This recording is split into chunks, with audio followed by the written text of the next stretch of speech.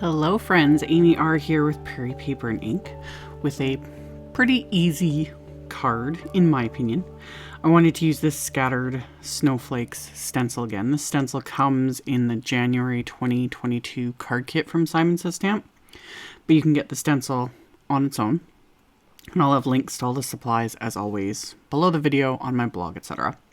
So I've started with the stencil, and I am just taping it to a piece of Simon's smooth white cardstock. I'm using some green painter's tape for my stash. I'm not a fan. I prefer my blue painter's tape, but I can't find it. So anyway, taped the cardstock to the stencil, and then pulled out a rainbow assortment of inks and a rainbow assortment of the PET tool, the Positively Everything tool, just because I have the whole pack. I had ordered the rainbow pack, and I don't know, when I'm doing anything like rainbow, it's just fun having all these like matchy supplies. So out of a habit, I start with the yellow, which is Simon's Lemon Chiffon ink, and then I go to Clementine, Hollyhock, and then Jellybean and High Dive. These are Simon's original inks. I specifically chose these because these inks, this formula is not water reactive. And because I plan on applying a very liquidy paste, which I'll get to in a minute, over top of it, I didn't want the ink smearing or moving. It depends on the look you're kind of going for, because like it would still work with like the positively saturated inks, distress inks, oxides, etc. But when you add a very liquidy type paste like this over top of it, it will move. Like the colors will move, things might smear, stuff like that. So if I don't want that to happen, that's when I go with Simon's regular inks. So this paste is part of the Distress little holiday release that Tim Holtz had done. So there was all those sprays that sold out everywhere. But these pastes are still available, and there's a pack of 2, and this one is the icicle paste, and it actually will crackle, and it just depends on how you apply it, how thick, all those sorts of things. And it also has a bit of shimmer in it. So that's why I was stirring it up there at the beginning, just to get more of the shimmer sort of dispersed throughout. And then I just applied a thin layer over the stencil using my palette knife. So just went across the entire background with this paste. And then once I've got that applied, I can remove the stencil from this background, and then I just wash it with some soap and water, and it's good to go. Same with my little palette knife there. And then I'm going to let that paste dry. So now that my stencil's clean, I'm going to use it again on the inside of my card base. So I masked off the top where the fold line is with some masking tape, and then used the painter's tape again to adhere the stencil into place.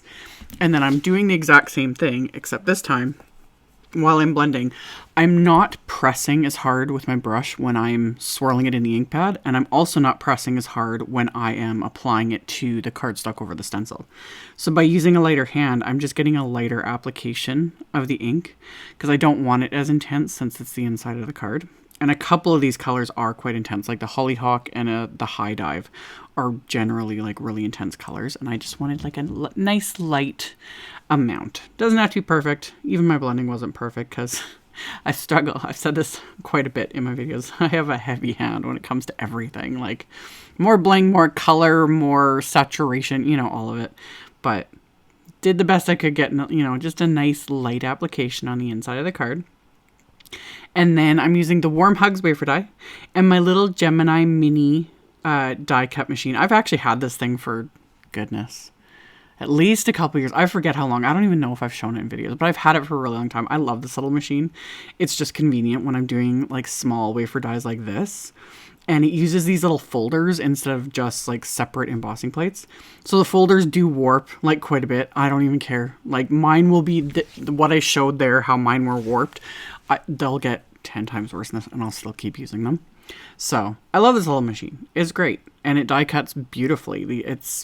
Yeah, I don't know. I honestly can't remember if I've shown you guys that little machine yet or not. So it's part of my little stash, and I use it for quick die cutting like this. So I die cut the words from Simon's white cardstock, and I did 3 layers, which I'm adhering together with craft tacky glue.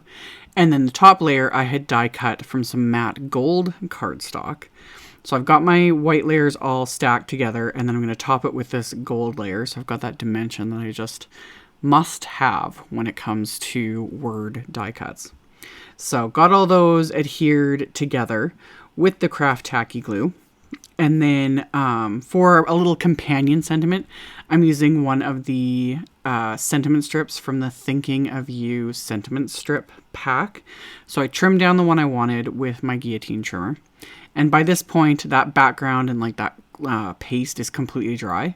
So now I can trim this down as well. So I trimmed off like 1/4 of an inch off each side to make it smaller than my card front. So once that's trimmed down, I can then adhere that die cut sentiment again, just using the craft tacky glue.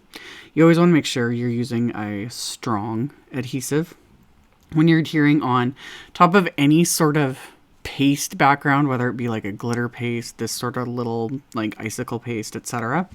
So craft tacky glue works like a charm. So I adhered that into place, and then that little companion sentiment strip, I'm just going to adhere that with some thin 3D foam squares just to pop it up a little bit, give it that little bit of dimension. So I'm going to get that adhered into place, and then on the inside of the card, on the card base, inside of the card, brain is stopping, it's cold. Anyway, I'm going to use my Misty and a sentiment from the XL Greetings 2. I think it's the second one. Actually, I have it sitting right beside me. XL Greetings 2. So I pulled out the sentiment, lined that up in my Misty, and I'm just going to stamp that with VersaFine Clair Nocturne ink.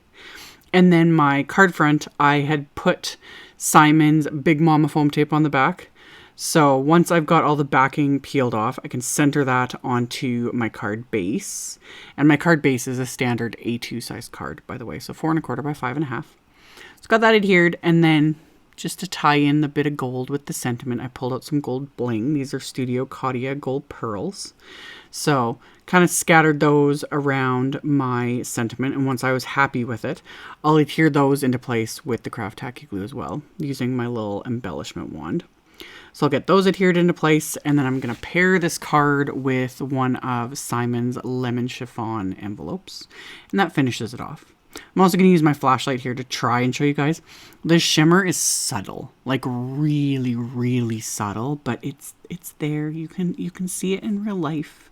But again, subtle, like when the light catches it. And then it's crackled here and there like it's supposed to. It depends on how like thin or thick you apply it, different substrates, things like that. Yeah, I used this on a previous video when I did those Christmas cards. I think it was the December card kit that I did, where I just used it and painted it with a paintbrush onto all the little like elements and Christmas baubles. So yeah, it's a fun paste. But anywho, like I said, I'll have links to everything in the description box below the video, as well as over on my blog. And on my blog, it's picture links, easy to find, etc. So all that info is directly below. Thank you all so much for watching and subscribing, thumbs upping, commenting, all of it. I very much appreciate it. And I'll see you all very soon in the next video. Bye!